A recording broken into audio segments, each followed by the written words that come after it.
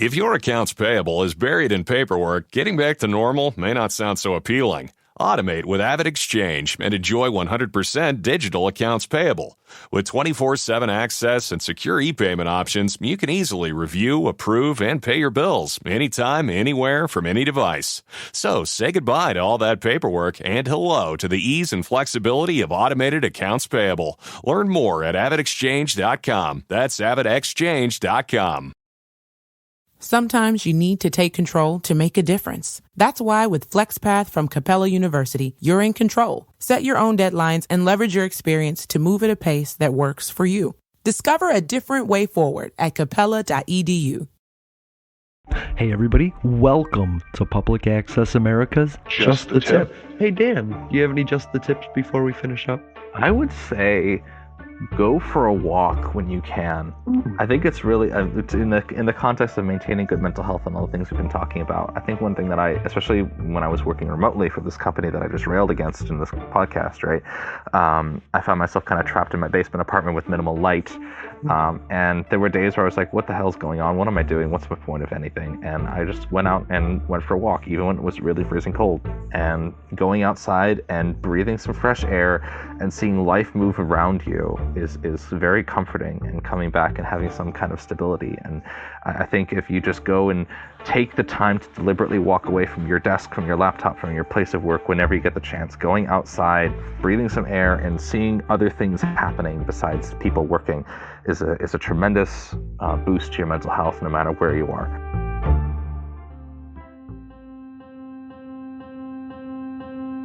It is time now for something positive.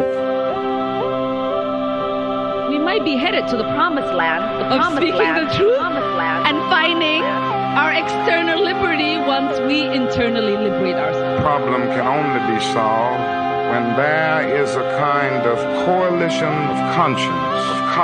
Because that is how it works. This is the beginning, it is not the finale, and that's why we're here, and that's why we rally. We've got to be that creative minority. Find a way to get in the way. I got in trouble. It was good trouble. It was necessary trouble. Frankly, I know we've got to do something.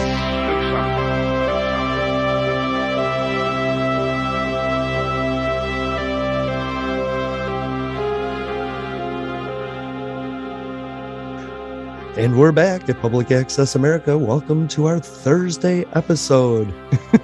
Hey, Jeff. Oh, he's Jeffrey. I'm Jason. Moving on, because that's obvious. How are you doing today?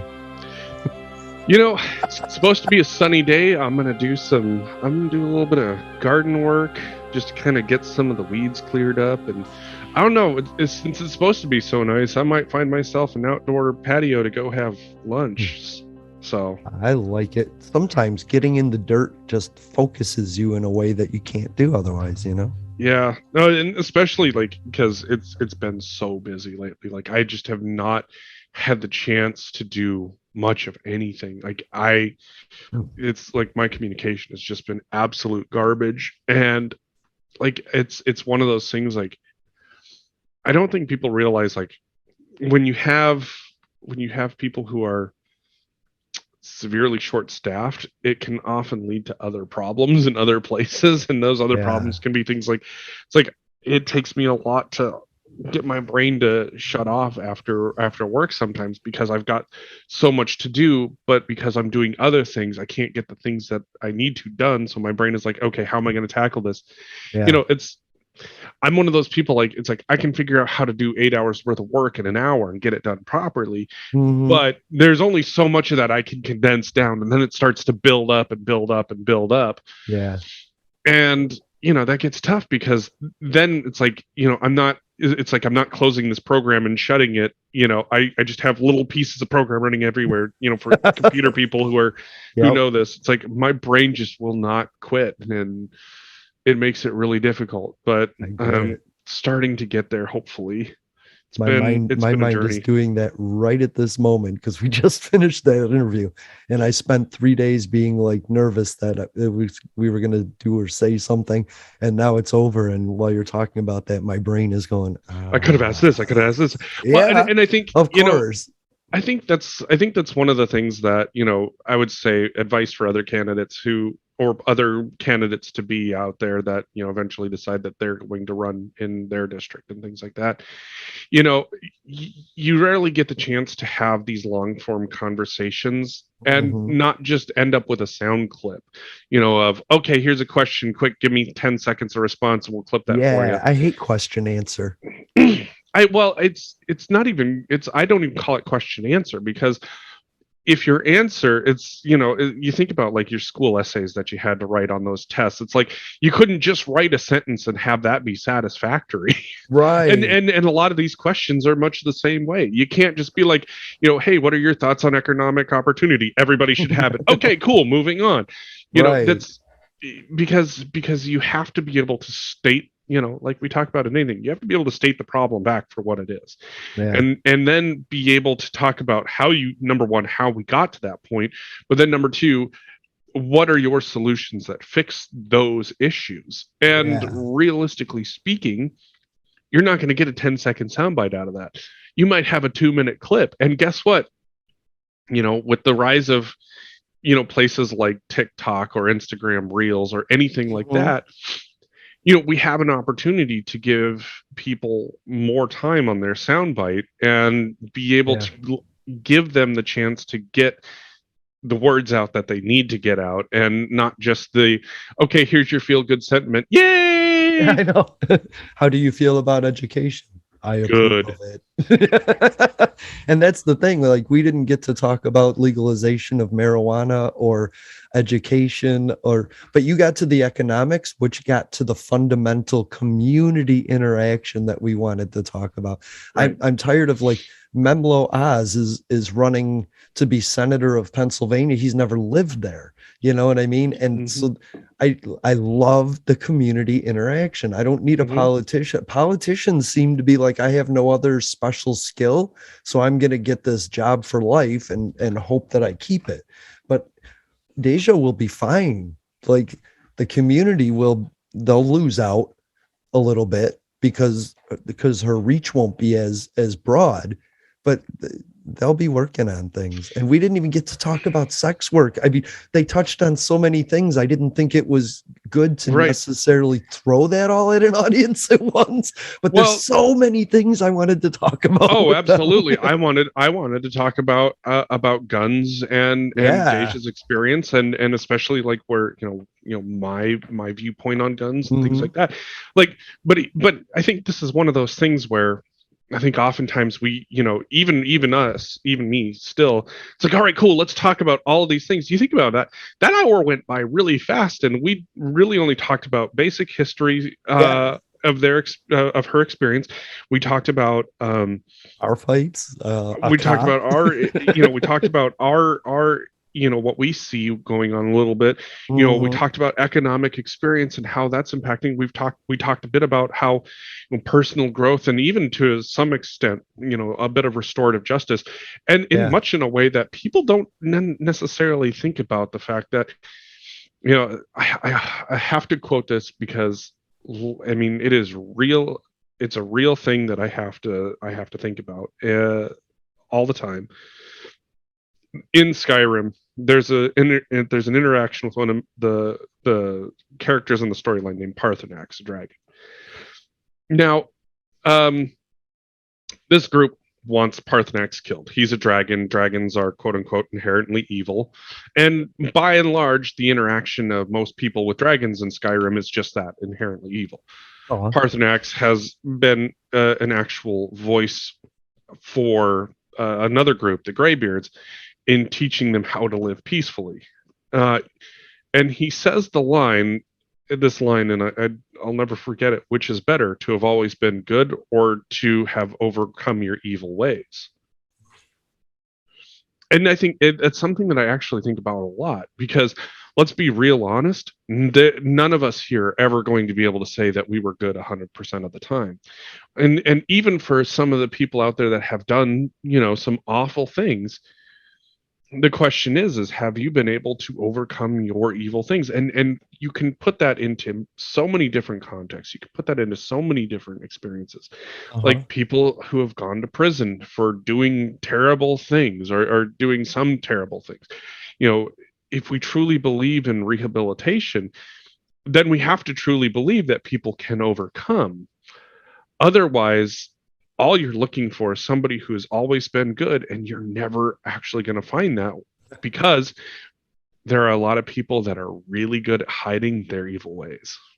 Or it's a tightrope. To be good is a tightrope. Like right now, we're offending somebody. And that's the issue. And so being true to yourself, I always say, if I can live with my decisions, then I can go forward. And if not, then I have to fix that, because I'll wake up 5 years from then at 3 a.m. going, so I try not to hurt people. And I do that by not expecting anything from them or judging them for their decisions or assuming that their life is for me. If Jeffrey makes a decision and I happen to get screwed by that, that's not necessarily because Jeffrey's life involved screwing me. It might have been that he went a certain direction and I felt the wake of that, but that's normal in relationships. And I mean, realistically, on top of that is, I lost it. Yeah, I'm sorry. I damn it. Shit. I mean, realistically, like, people do things that they later come to regret. People have experiences that they then learn and grow from. And, you're right. There's a lot of us out there that have done things and it was never our intention to, do wrong by somebody. But at the same time, it's like, well, shit, that happened and that sucks. And I have to, number one, live with it. Number two, learn and grow from it. And if a buzzsaw was running and I walked into it, that's not the buzzsaw's problem.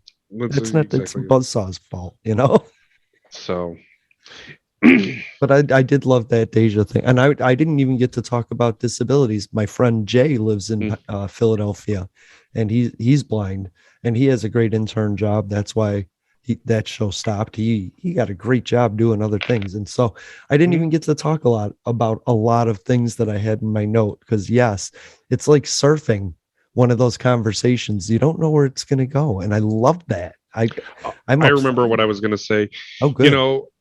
So like, for someone like Deja, if Deja, if she gets the opportunity to move up and be a representative, you said, the community will miss out, but, there will always be somebody that is able to, step into that role. I hope so, and I think, that's one of those things where, if somebody were to come to Deja and say, hey, I know that you left some big shoes to fill, but I'd like to take my shot at it. Can you show me the ropes? Deja would be the kind of person that would be like, all right, I'll give you all the information I can, and you just come to me when you need something. Agreed. And that's what we want is that, you want that growth. You want people who have managed to bring community together to take that next step and try to bring larger community together.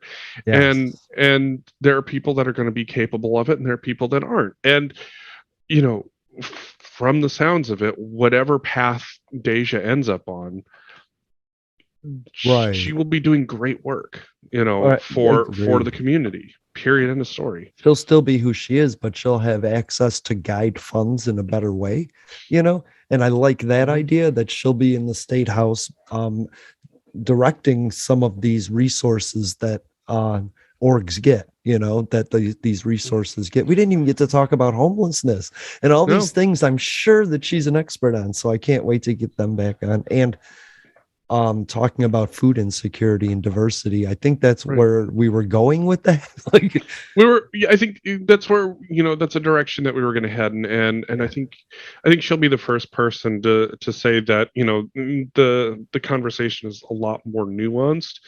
And there will be a lot that, we have a limited understanding and a limited experience, but being able to talk to her and hear those stories and hear those experiences and learn from her how to connect all of these different pieces, so that way you get a more positive community response. It's not that, it's not that things are, good, maybe, Right. but from the sounds of it, it sounds like things were a lot better than they used to be. And sometimes that's, even as Deja said, you're not going to change this stuff overnight, but Right. sometimes you have to understand where you were and where you are now and realize that, yeah, by today's standards, it might not be good, but if you look at where things were 20 years ago, shit, it's a different world. And I've had a lot of those conversations, like, for example, talking about, we got on the subject of RuPaul here in the house. Nice. The kids and I did. And I said, 20 years ago when I saw people like RuPaul and Eddie Izzard on TV, it was shocking. And there was, certainly plenty of upheaval about it. But it was a new world because at that point, you now had people being represented on television that had not really been represented before. That's right. And now, 20 years later, my kids tell the story of how they had a teacher that was like, talking about drag races, and most of the class went, "Wait, RuPaul's Drag Race? What? That doesn't make any sense." And the teacher's like, no, like race car drag races, and everybody's like, huh? Wait, this is a thing? And I'm like laughing hysterically because 20 years ago, a drag race to me was something that happened in Brainerd, Minnesota. It wasn't RuPaul's Drag Race. And to watch how, that acceptance has shifted in a lot of ways is a real testament to how some things have changed. Like I said, it is definitely not where you want it to be. Yeah. But compared, it is better than it ever was. And I think that's exciting. Yeah. And of course, we want people that want to know. We want people that want to know about RuPaul, and that's it. We don't know. We all don't know everything, but if we can learn it before we encounter it, we'll be nicer to it when we do meet it. And that's what's important. My friends all talk about I Am Jazz, like that changed their lives. Now they understand. They can put a face to transgender that isn't the demon that some people say they are. So I love that. Our audience doesn't know everything, but our audience is willing to at least hear us out. Oh hell, and we'll be the first to admit that we don't know everything. I mean, as you've seen, there are some things that I won't talk about simply because it's like I don't know enough to have an opinion on this. I know, and I love throwing them out there so that Debbie behind you goes, what? What the hell? But no, there's things I won't talk about either because they're a trigger for me. When I think in Ukraine about children being raped in front of their families, I don't talk about that enough because I don't like it. It triggers me in a way that I don't like feeling, So yeah, it's really it's so frustrating. Yeah. So sorry, I don't know why I went that direction. What do you got? What do you got for me this week, Jason? I got jack shit. I got nothing. Oh well, that's fun. I don't know why. Let's roll with that. Let's roll with that. I have a bunch of lying liars or lying liars stuff here and communication and about a bunch of long stuff, but I just didn't know if we were gonna. I figured we would roll with Deja. You know what I mean? Absolutely. And I think that's I think the reps that are going to do the best, whether you're looking at state, whether you're looking at federal senators, the same way, people are tired, and much like the experiment with Donald Trump, people are tired of politicians. They want actual representation, and I think that as different people, there's a reason why Sanders campaigns have been as successful as they are, and that's because he in some ways gets into the roots of the community and hears some of those issues, or at least he seems to. Well, and I mean, like he has a grasp on the meta concepts. It's stuff that he's had issues with, and I do believe that there are Republican representatives out there that can do much the same. I grew up with, for example, in Montana, I had people like John Tester. John Tester is amazing, dude. I just saw him on TV talking about the farmers being squeezed out by larger farms. John Tester is amazing. I want him on the show. John amazing? John Tester's a farmer, and he knows that pain. When he ran against Conrad Burns, I didn't vote for John Tester the first time, simply because I understood what position we were going to be losing at the time, and at the time I was looking for less involvement in government. But there are some things that he has managed to keep, I would argue, in a more conservative realm, and that's been his mind on farmers. And I think that's a lot of Montana Democrats were always just a different breed of Democrat. They were never going to be like these, Deja talked about, the progressives. But they were kind of more about the just let everybody be, and here's a couple of things that would work. If we could try this as a society, right, it'd make us a little bit better. So for me, having all of these different experiences with different politicians, Tester was successful because Tester knew, he hadn't been in Washington, and he knew the plight of farmers. And so for him, his success hinged on the fact that, at least initially, that he understood what a lot of these farmers were going through. He understood how much pain they were suffering. Now, whether or not he still has that root to the the farming community, I think he does to an extent. But like anything else, the longer you're in Washington, the less likely it is to be at the forefront of your mind. And I think that's a lot of the reason why I tend to support term limits, is because you do get disconnected from your community when you have to be elsewhere.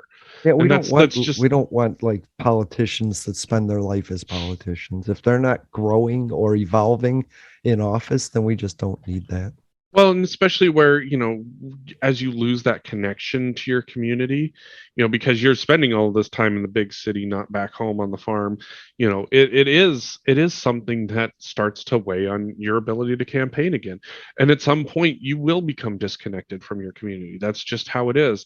And for some people it's much faster than others.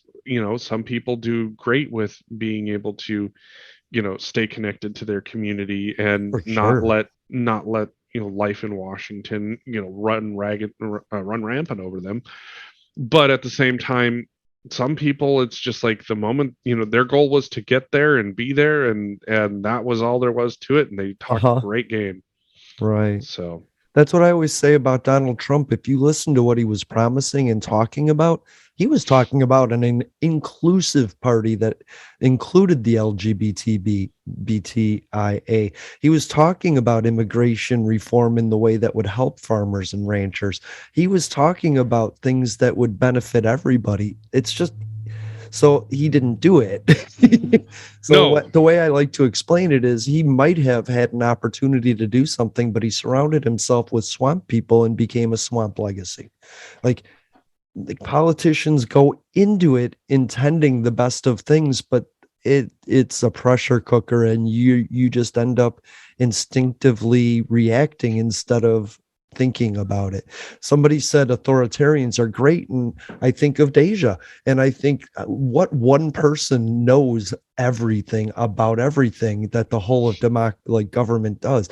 The whole of government is being used incorrectly, but it's a tool that ensures a certain level of lifestyle for everybody that an autocrat couldn't, that one man couldn't.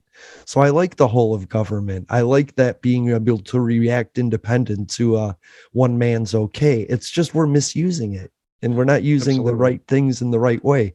And what I find amazing, Jeffrey, is like on the news, Title 42 is now the major thing. Oh my God, Title 42, we're using that? We shouldn't use that. That's a COVID thing. That's not even a policy. That's a health policy. Yes. Thank you. Thank you, America, for understanding. It's just illegitimate.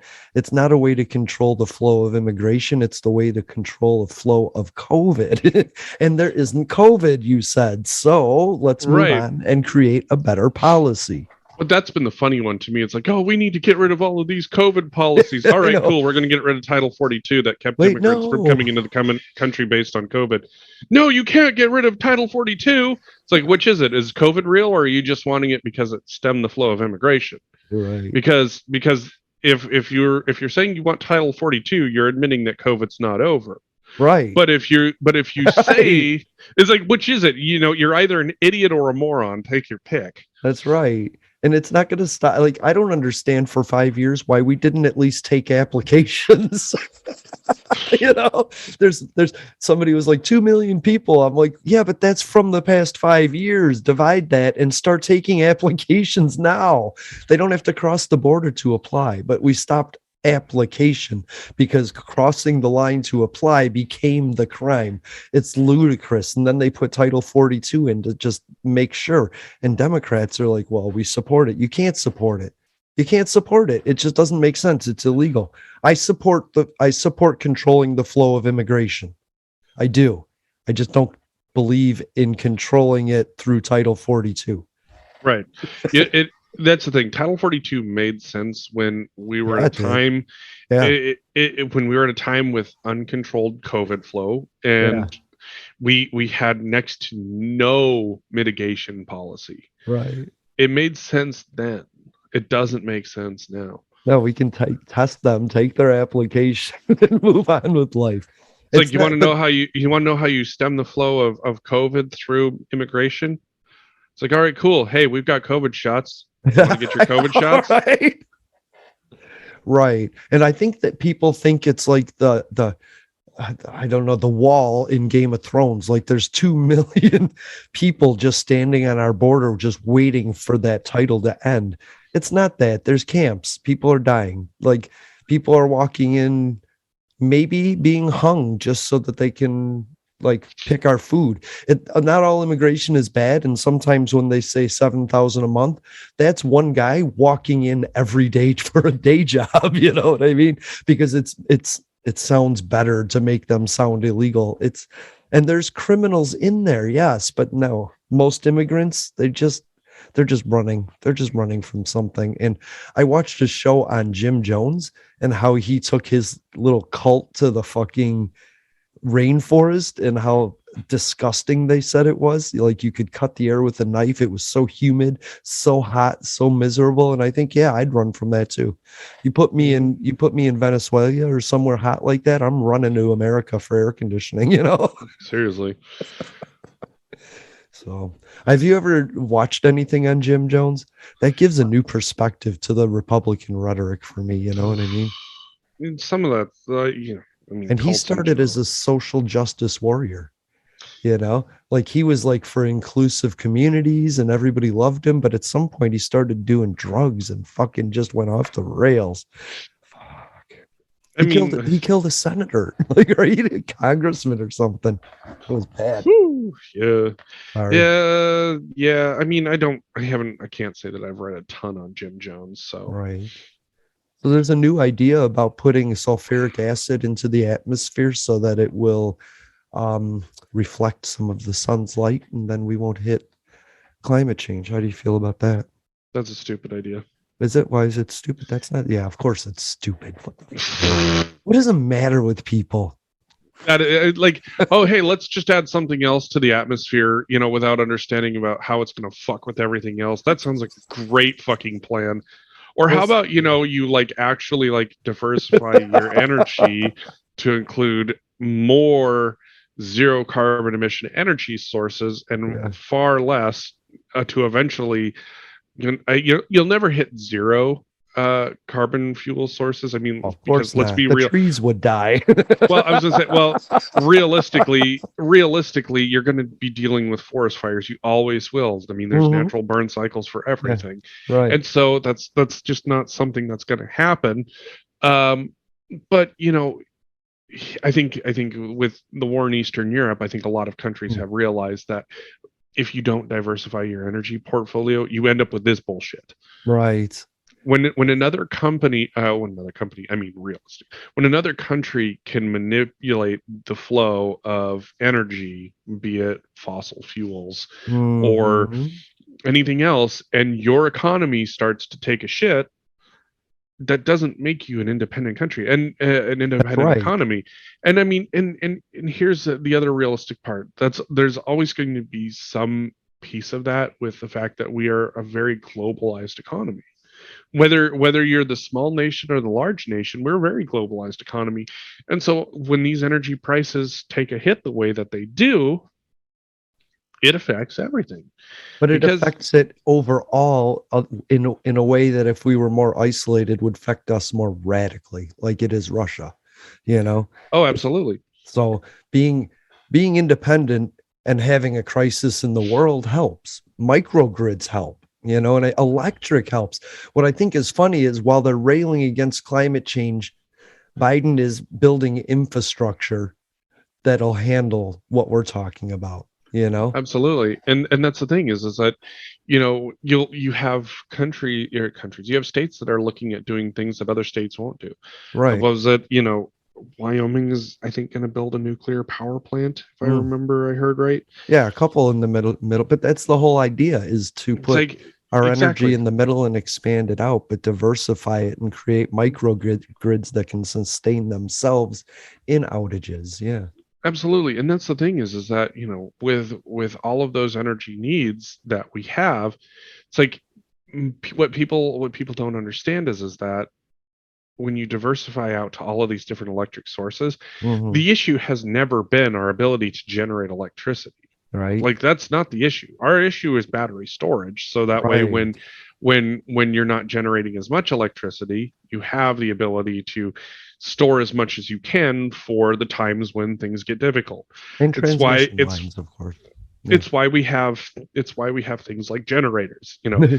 Whereas, you know, if you have large capability battery storage, suddenly. Look, my day job as a firefighter is tough, but my night job as a social media manager, my Persian cat Jinxie, that's intense. It's 8 p.m. I've finally gotten home from another 24-hour shift, and I just want to kick back with a cold one, but old Jinxie knocks my beer right off the counter and gives me that look that says, no drinking on the clock.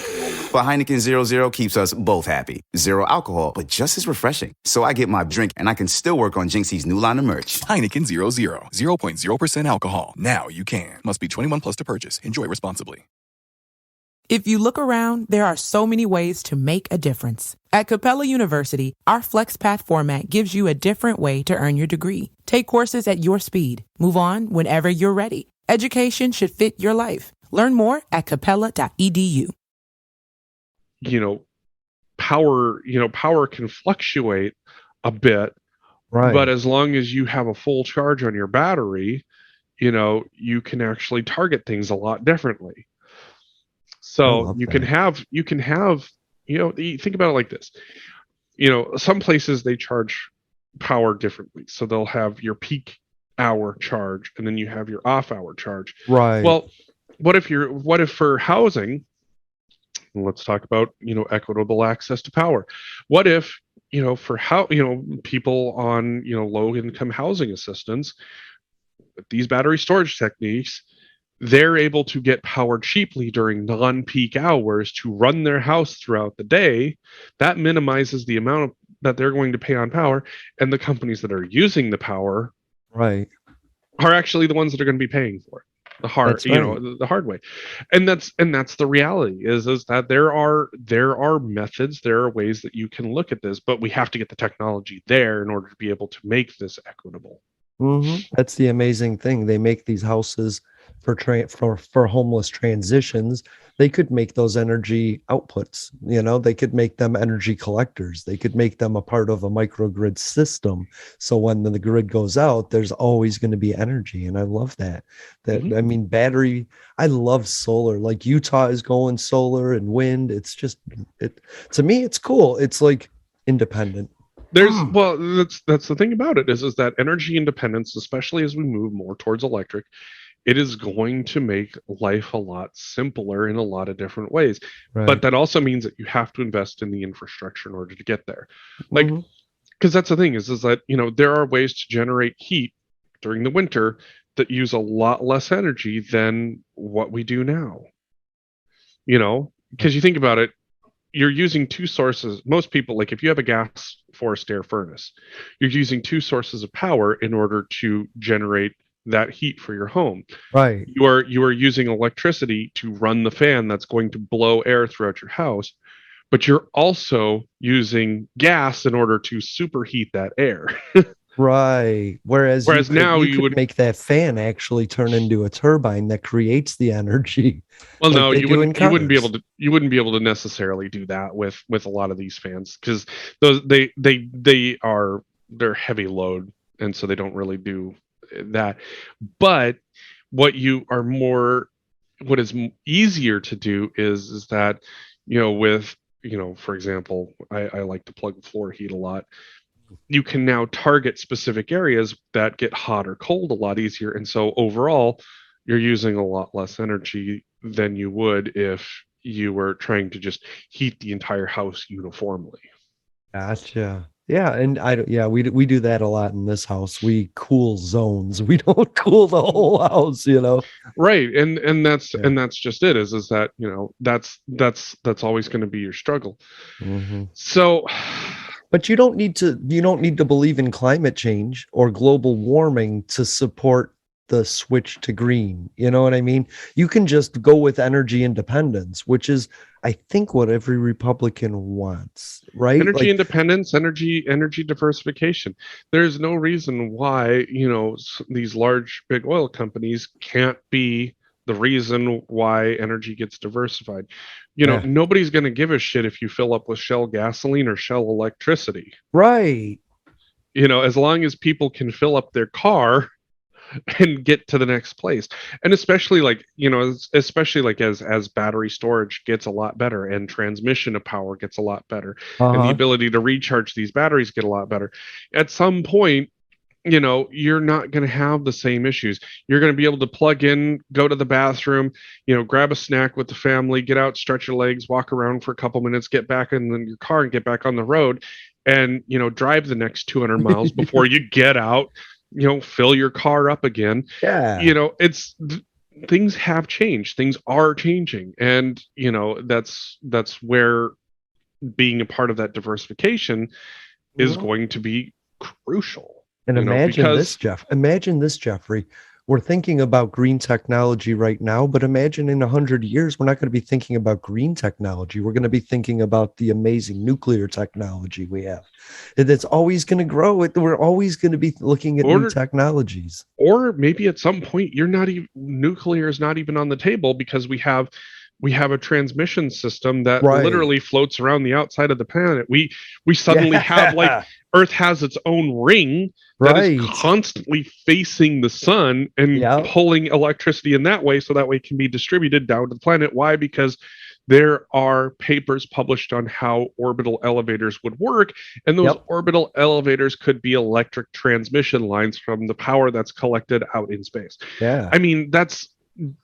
Granted, that's probably 500 years from now, but the reality is that technology could exist, and there you're not even worried about whether or not one country or another is gonna be under sanction, because this is electricity that is literally going to be flowing from a place where nobody owns it. Right. China is trying to get to the moon to put solar panels on it for that idea. They've been working on the transmission of that power. I think that's cool. So, we got to get past the gas, and let's just get our energy as efficiently and cheaply as possible. There's still going to be a world in which gas and oil fits in, fossil fuels fits in, but they're not going to be the size. We're not going to need to depend on any one thing. Imagine a world in which you turned off all the hydro and we still had plenty of power. Imagine a world where the sun went down and we still had plenty of power, right? Like we're not depending on one thing. Or you have a satellite, you have a solar collector ring that literally just faces the sun the entire time. And you never have this discussion ever again. Right. Because power is being collected and transmitted down to Earth based on that. That's the reality of science future. I love science. Because there are these weird power, like there's these weird theoretical power generation systems. Some even put them like right around the fucking sun, and I'm like, that doesn't sound like a good idea, but sure.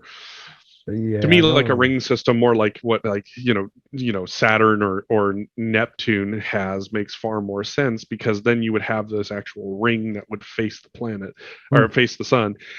But that's Not here, nor my generations will be dead long. We don't have the resources on Earth to create that. That's the asteroid field. Yep, and I mean, and realistically too, when you look at energy diversification,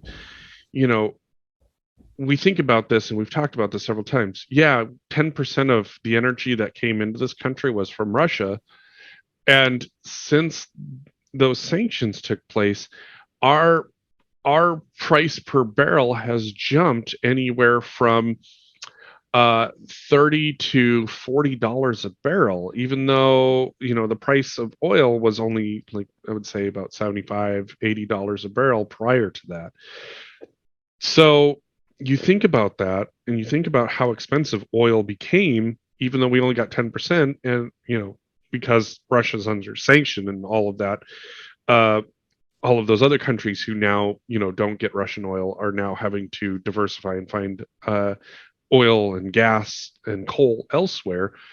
It just makes for a greater case in point that the more electricity you're able to produce from non-fossil fuel methods makes it a far more stable option to have electrical generation done through wind and solar and thermal and hydro and nuclear and whatever else you can figure out.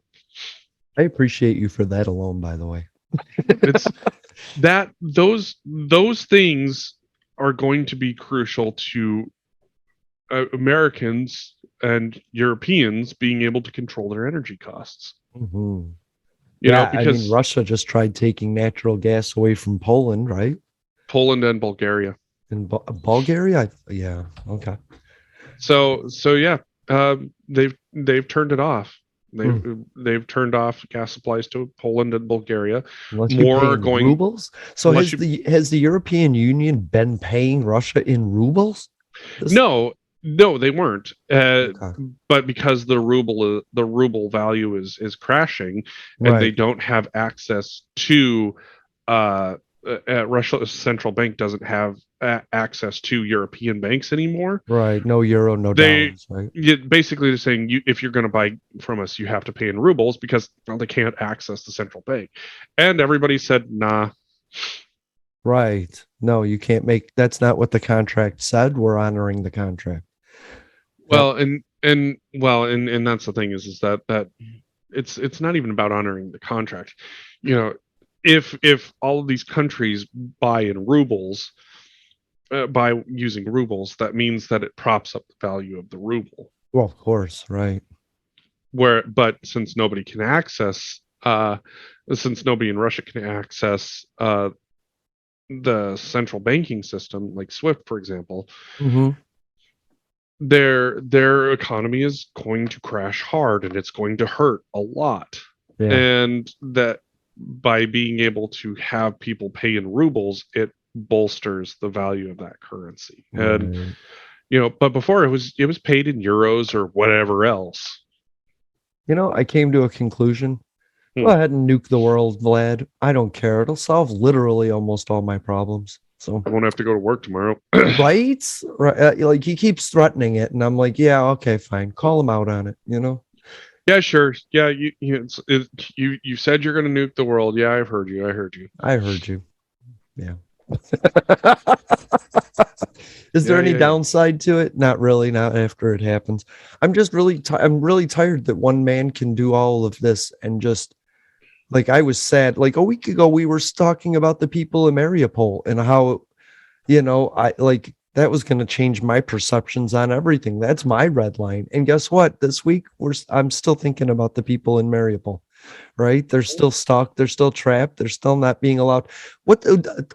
You want to take over a city, okay? And there's 5,000 people left in the city before you can do anything in the city. Why would you not let them leave? Why would you continue to bomb them and keep them there? By bombing them, you're keeping the people there to bomb them. You're not keeping them. Your goal is to take over the area. You can't take over the area till the people leave, but you won't let the people leave. This is so weird to me. Well, and then what Russia said was they've quote unquote evacuated up to 1 million Ukrainian citizens to Russia Yeah, aka kidnapped. Infiltration camps. That's disgusting. I don't understand. I asked on Twitter, what's the difference between a Nazi concentration camp and a Russian filtration camp? What is it? Not really a whole lot of difference. No, not when you can see satellite imageries of massed graves. And by the way, like having Ukrainians paying Ukrainians in bread and water to fill mass graves, that's disgusting. You know what I mean? That's Nazi. That's Nazis. Well, and that's and exactly it. That's exactly it. And then on top of that, you had one of Canada's houses has voted to label what is happening in Russia genocide. Good. And so, that's the thing is like at some point when this gets labeled a genocide, which it has been, because I mean, Putin's statements have said it all. Russia or Ukraine doesn't have a right to exist. Right. At some point, they're taking teachers to re-educate them on how to teach Ukrainian kids. Well, and what's going to happen is that at some point, it's going to be labeled a genocide, and at that point, like I hate to say it, we're not going to have any choice but to get involved. We're involved anyway. You know what I mean? More involved, like actual troops on the ground fighting this war. I don't like the idea, but my only issue is the nukes. Like, we're going to go in and we're going to go strong. Where do we stop? And what happens with the nukes? How do we stop the nukes? Well, that, like I said, unfortunately, there's a point where it's just like we have to accept the fact that he's threatening to nuke people whether or not they're actually there at all or not. Right. And the reality is that even for some of the European countries, at some point, they're not going to be able to sit back and let Ukraine fight this alone. I guarantee Moldova wants help, right? Moldova wants help. They might get it from Bulgaria, even though the two countries have issues with each other. Because Moldova was once a part of Bulgaria, but then it became its own. It became its own country. Weren't they both part of Romania? or Romania? One of the two. Now I gotta look it up because I'm one of those people where it's like I need to. But I love these little countries there. Like those are the North Macedonia. Like it was part of Romania. Yeah, you're right. Moldova was part of Romania. So can't they just fold back into Romania and like stand strong? Like Romania is already a NATO member, right? Yes, and there's been that question of whether or not Moldova would be willing to do that. And the answer has been no. If they did, they would automatically fall under NATO protection. But they want their independence. I get that. I would absolutely. Too. You don't want to move back into your parents' house if you don't have to, right? Right. Exactly. and so that's one of those things where I would say folding into countries for the sake of getting NATO membership is not the way to go. No. I do think that Zelensky is right in what eventually Ukraine is going to do when they ultimately win and rebuild. I would say that they're going to look in some ways. I would call it a hybrid between the Czech Republic and Israel. They're going to have their own arms industries in order to protect themselves against a country that is constantly willing to land grab. They're going to develop a very stricted regiment defense force. Heck yeah. And system. And absolutely. I mean, as we're starting to see already, a lot of these Ukrainian weapons systems that they've literally taken old Russian systems and have, Ukraine used to be like the freaking Rust Belt of the Soviet Union's weapons program. Right. They're building their own Neptunes now, though. And they're, the Neptune is based off of Russian rockets, which were manufactured in Ukraine. Right. And basically they went, well, screw you guys. All right, here's how we're going to take this missile and actually make it effective. And then they sunk a freaking cruiser. Yep. I love it. By the way, those bodies aren't going back to Russia. Like nobody wants those bodies. Nobody's asking for those Russian bodies back. Which is, it's been absolutely crazy. Yeah. But I agree with you. I think Ukraine will be a hybrid. They might like I always say about creating like an America's force, they may make a Baltic force, you know what I mean? And just have a loose defense relationship outside of NATO with the other Baltic states. That would Well, cool. I think that they'll have a strong relationship with those states. Mm-hmm. It's right now. So. It's just this because Ukraine is not part of the EU and because they are not part of NATO. Like Russia is going to take every opportunity that if a NATO member country sends troops into that country, they're going to say NATO's attacking us, whether or not NATO has actually been involved or not. But they're saying it now. They could say it at any day that NATO came in and attacked an oil refinery in our country. Oh, absolutely. Or it was an American cruise missile that hit points in Russia. Like they could at any time say we're involved. In fact, Vladimir Putin said, "I'm going to be swift on my revenge for you if you arm them anymore." And we keep arming them. Like he keeps drawing red lines, like back there, like we're way past that line, buddy. We've been past that one for a while, right? When that pregnant lady crawled out of the hospital and died, we were past that. It's like and that's one of those things where it's like, do I like the fact that we have to do what we're doing? No, but this is one of those things where the group of people who thought that Russia was our friends need to very clearly take a look at this and say, no, they weren't. Right. They were not our friends.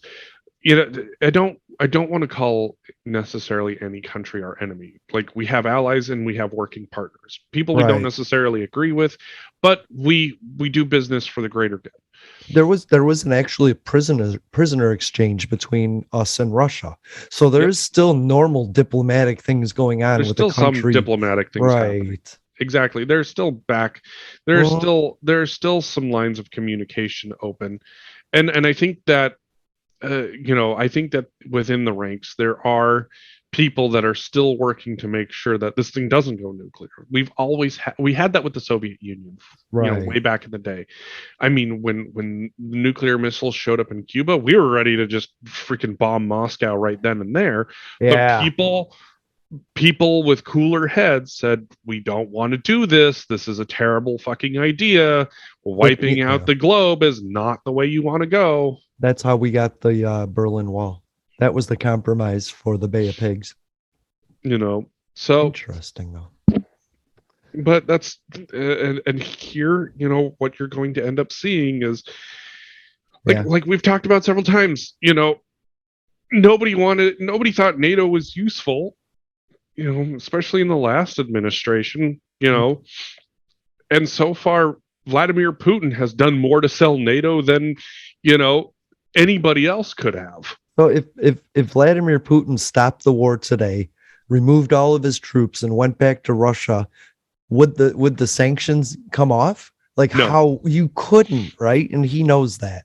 Like they're there. Those sanctions are in place till Russia falls and rebuilds. Those sanctions are in place until there are certain guarantees that will be made.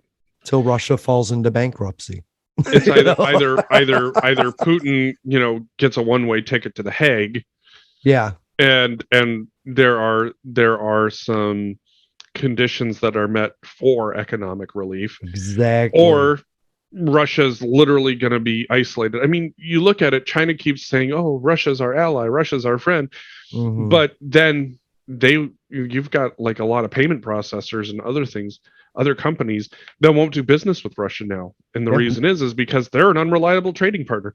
Like that's right. Like even now, like for example, Russia's been like, oh, we're going to sell gas to friendly countries. And even China's like, yeah, you've already shown that you weaponize your gas fields. We're not necessarily that interested in that. Not to mention the fact that China is right next door to Russia, but yet there's no pipeline. Like Russia would actually literally have to put their gas and oil on boats and ship it to China. They would have to ship it to India. There's no easy way to get there. They would spend more in getting the oil there than the bargain price that they're selling it at. That's so funny to me. So, I mean, realistically, like, there's always an off ramp for Russia. There always is, but it's just that that off ramp went from just fucking go home to there are certain things that will have to be met.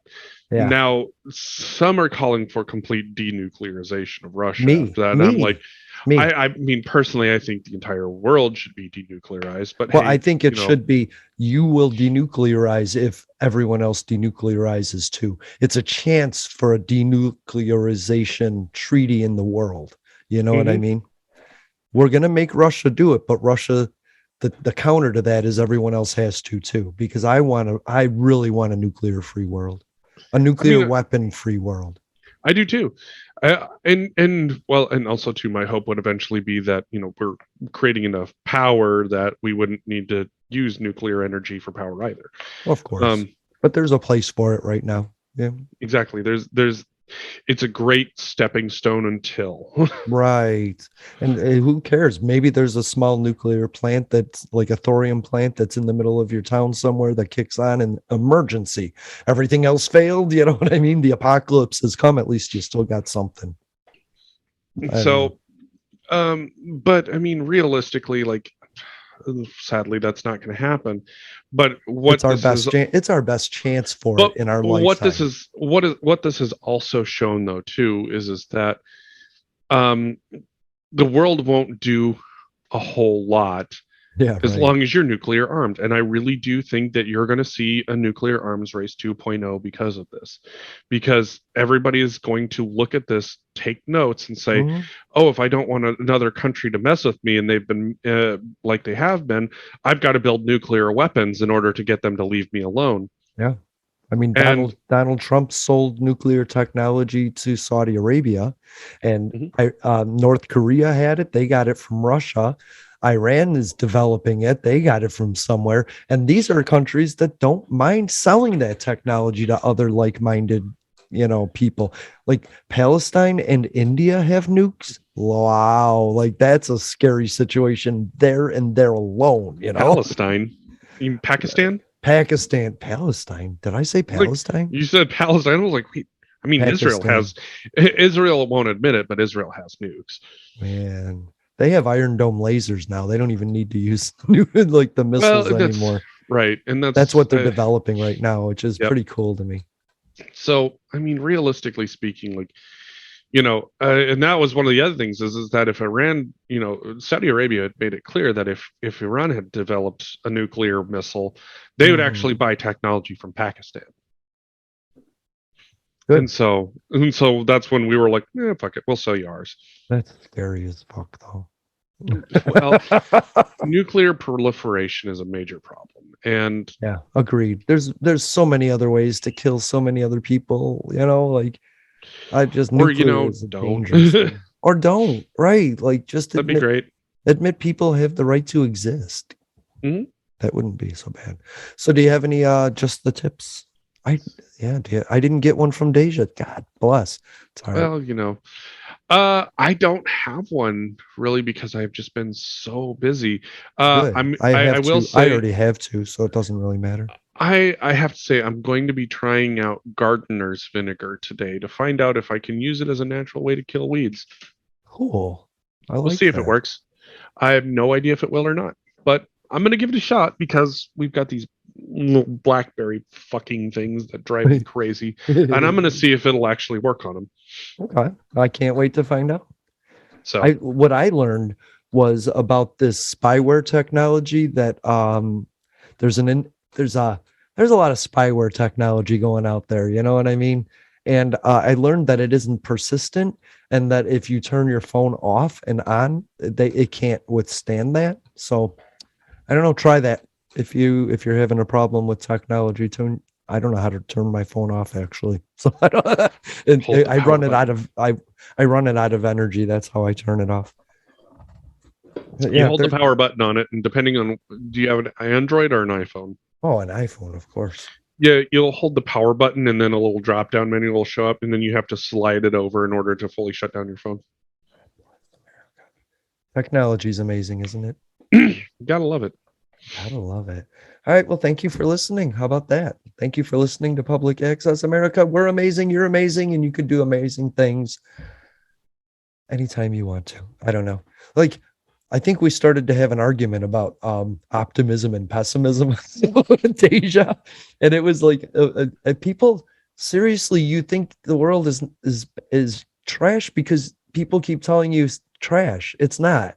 Like, it's not. You know? There are certain things that are trash. Sure, but they're not overwhelming and unsolvable. That's my point. Like, we just need to realize that. And I told my friend that, like, you just think work sucks because your mind is telling you work sucks. And he's been in a better mood about it. He's like, maybe if I saw the positives, I wouldn't focus on the negatives, and then I would be working towards better things. And it worked for him. So maybe it'll work for other people too. Fuck, go in the garden, get your fucking hands dirty, get fucking dirt under your nail, be Jesus, you know, get in there, do stuff. Oh, there you go. I love that. I love you, Jeffrey. Thanks for being here. I'll catch you later. Bye. To those who would tear the world down, we will defeat you. This is our moment. This is our time. To those who seek peace and security, we support you. Yes, we can. And to all those who have wondered if America's beacon still burns as bright, tonight we prove once more that the true strength of our nation comes not from the might of our arms or the scale of our wealth, but from the enduring power of our ideals, democracy, liberty, opportunity, and unyielding hope. Let me tell you something you already know. The world ain't all sunshine and rainbow. It's a very mean and nasty place, and I don't care how tough you are, it will beat you to your knees and keep you there permanently if you let it. You, me, or nobody is gonna hit as hard as life. Ask not. Yes, we can. What your country can do for you. I have a dream. Ask what you can do for your country. I, poor little children. Yes, we can. One day live in a nation where they will not be judged by the color of their skin, but by the content of their character. I don't have to tell you things are bad. Everybody knows things are bad. It's a depression. In this lifetime, you don't have to prove nothing to nobody except yourself. But it ain't about how hard you hit. It's about how hard you can get hit and keep moving forward. How much you can take and keep moving forward. That's how winning is done. Welcome to Public Access America. Yes, we can. Sunday live streams on YouTube. I wanted to run out of that tunnel for my dad. On Twitter. What? Apple Podcasts, Stitcher Smart Radio Public, and Spotify. Yes, we can. Public Access America. History in the making. Making history in the making.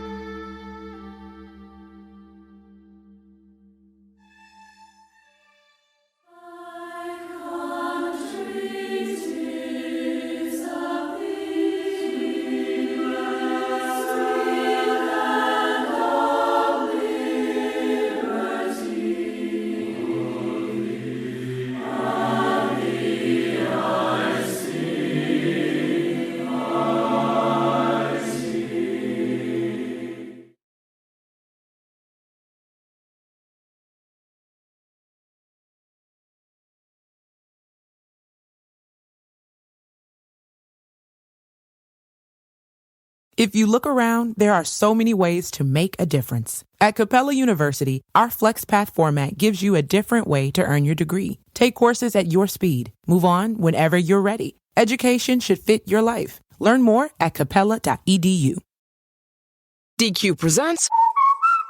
Picture this. You stand before the awe-inspiring new signature stack burger menu at DQ and your mouth wonders, where have you been all my life? That's 5 taste bud tempting cheeseburgers with 100% real seasoned beef. You peek at the loaded A1 stack burger with 2 premium sauces. Then the flamethrower stack burger with tongue-tingling jalapeno bacon. Then you realize moments like these are exactly why we have the DQ signature stack burger menu. DQ. Happy tastes good. Get it delivered at DQ.com.